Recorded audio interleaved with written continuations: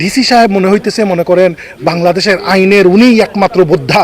উনি মানে ওনার কাছে অ্যাপ্লিকেশন একটা করলে আমার 14 বছরের শেষ হয় না, ওইটাতে উনি নাই। উনি স্টেডিয়ামে একবার যায়, আপনার আপনার কালেক্টরের মসজিদে একবার যায়, ওই দোকানের ভাড়া কত জিজ্ঞেস করে, রাত 9টার সময় ব্যবসা বন্ধ করে দেয়। আমরা বিকালে আমার কাছে খবর আসলো যে মেঘনা পেট্রোলিয়ামের ডিপোতে আমাদের একজন মালিককে ডেকে নিয়ে আসা হয়েছে। তো উনি রিকোয়েস্ট করলো যে ভাই আপনি আমার জন্য একটু আসেন। তো কী বিষয়, ওনার 3টি পেট্রোল পাম্প রয়েছে। তো ওনাকে 9,000 লিটার অকটেন দেওয়া হয়েছে। তো এইটা উনি কী করেছেন, একটিতেই ডিজেল, একটিতেই উনি সরবরাহ পেয়েছেন, বাকি 2টাতে উনি কোনো সরবরাহ পান নাই। তো স্বাভাবিকভাবে আমি চাই যে আমার সবগুলা দোকান খোলা থাকুক।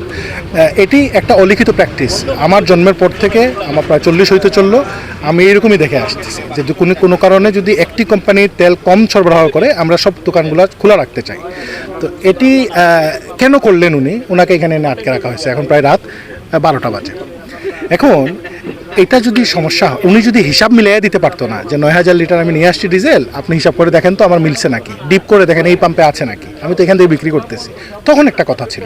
তখন মনে হয় বোঝা যাইতো উনি মজুতদারি করছেন, আমরা ওনার বিরুদ্ধে রাস্তায় নামতাম। এই ভদ্রলোক এখন এখান থেকে বিকাল থেকে এখানে বসে আছে, এই অভিযোগে ওখানে আটকে রাখা হয়েছে। কোনো সিদ্ধান্ত দেওয়া হচ্ছে না যে ওনাকে কি আপনারা অ্যারেস্ট করবেন, করলে কোন ধারায় করবেন, কী অপরাধে করবেন, ফাইন করবেন না জরিমানা করবেন, কিছু না, এখানে বসে রাখা হয়েছে। তো এই জন্য একটু বিক্ষুব্ধ হয়ে সকল পেট্রোল পাম্প মালিকরা এখানে আসছে। এখানে আসার পরে এখন আমরা শুনতেছি আজকে 2-3 দিন থেকে আপনার ডিসি অফিসের কিছু অতি উৎসাহী ম্যাজিস্ট্রেট সাহেবরা পাম্পে যান।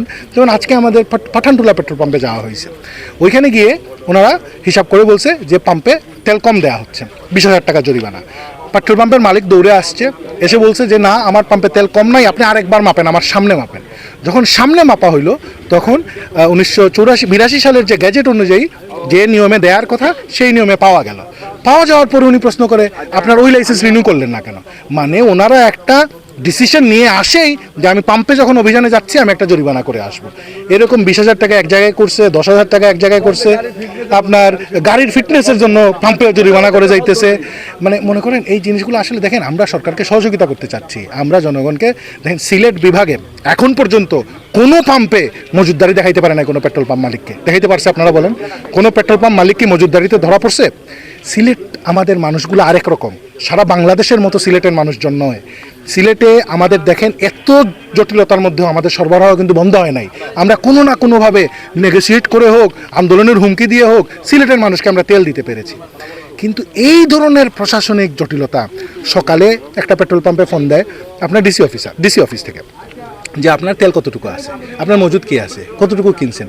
দুপুরে ফোন দেয় কমিশনার সাহেবের কাছ থেকে, বিকালে ফোন দেয় এসপি সাহেবের কাছ থেকে, কৃষি অফিস থেকে, এনএসআই থেকে, ডিজিএফআই থেকে। এখন মনে করেন এই দোকান খুলে একটা পাপ করার মতো অবস্থা হয়েছে। আপনার কি একটা যে অবস্থার মধ্যে মালিকজন পড়ছে। এখন এইখানকার পেট্রোল পাম্প মালিকদের সমষ্টিগত বিষয়টা হইল যে ভাই, আপনারা প্রশাসন যতদিন পর্যন্ত দেশে আপনারা মনে করছেন সংকট আছে, এই যে দেখেন ভাই আমরা এখানে বসা, আপনার প্রত্যেকটা তৈলাধার তেলে পরিপূর্ণ, প্রত্যেকটা তৈলাধার তেলে পরিপূর্ণ, আপনারা এখানে সবাই উপস্থিত আছেন।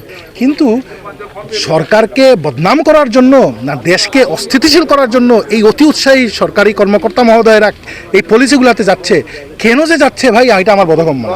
তো যতক্ষণ পর্যন্ত আপনারা সরকার মহোদয়ের এই যে অতি উৎসাহী কর্মচারীরা মনে করতেছেন যে আমরা সবাই চোর, ভাই আপনারা পেট্রোল পাম্প চালান, আমরা আপনাদের কর্মচারী হিসেবে যতক্ষণ পর্যন্ত সরকার চাচ্ছে ততক্ষণ পর্যন্ত সহযোগিতা করব।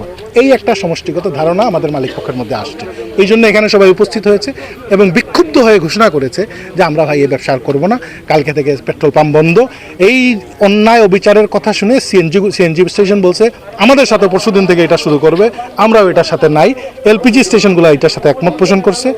রেলের আমাদের ওয়াগনের ড্রাইভার ভাইরা ওনারাও এখন শ্রমিক আন্দোলনে যাবে। এই রকম জটিলতার মধ্যে আসলে মানে কি করব বলেন। প্রশাসন থেকে যোগাযোগ করা হয়েছিল? দেখেন, প্রশাসনের ডিসি সাহেবকে আমি 4বার ফোন দিয়েছি আজকে, কমিশনার মহোদয়কে জানিয়েছি, আমাদের আফজাল সাহেব আছেন সিটিএসপির, অনেক হেল্প করতেছেন, কিন্তু ওনারা কি করবে। ডিসি সাহেব মনে হইতেছে, মনে করেন বাংলাদেশের আইনের উনিই একমাত্র বোদ্ধা। উনি মানে ওনার কাছে অ্যাপ্লিকেশন একটা করলে আমার 14 বছরের শেষ হয় না, ওইটাতে উনি নাই। উনি স্টেডিয়ামে একবার যায়, আপনার কালেক্টরের মসজিদে একবার যায়, ওই দোকানের ভাড়া কত জিজ্ঞেস করে, রাত 9টার সময় ব্যবসা বন্ধ করে দেয়। এগুলো ওনার কাজ, এগুলো ওনার কাজ। আপনার যে কাজের জন্য আনছে আপনি ওই কাজ করেন, আপনি সংকটটাকে সহজ করেন, মানুষের জীবন একটু সহজ করে দেন। আজকে এইটা, কালকে এইটা, দুপুরে এইটা, সকালে এইটা, এই যে ট্যাগ অফিসার সাহেবরা আসছে, আমরা ওনাদের সহযোগিতা করতেছি না? কোনো অফিসার কি বলছে কোনো পেট্রোল পাম্প সহযোগিতা করতেছে না? আপনি ভাই দেখেন, কোনো অসুবিধা নেই, কিন্তু এই সহজ জীবনটারে আপনি দুর্বিষহ করে দিতেছে ওনারা। কি সিদ্ধান্ত নিলেন আপনারা? আমরা কি সিদ্ধান্ত, যে বললাম যে এখানে আসার পর আমি যতটুকু দেখলাম, সিদ্ধান্ত তো আর আমি এখন নেওয়ার মালিক নই, আমি ভারপ্রাপ্ত সভাপতি ছিলাম, আমি আর সভাপতি নই। যিনি সভাপতি আছেন, আমাদের যে সাংগঠনিক কাঠামো আছে সেটা থেকে, যে এটাই আমি যেটা বললাম যে সকল পেট্রোল পাম্প বন্ধ, এটার সাথে একত্রতা ঘোষণা করেছে সিএনজি এবং এলপিজি এবং যত ধরনের তেল ডিস্ট্রিবিউশনের সাথে, জ্বালানি সরবরাহের সাথে যারা জড়িত আছে তারা, এই ওনাদের এই অতি উৎসাহী আপনার তৎপরতা বন্ধ হোক।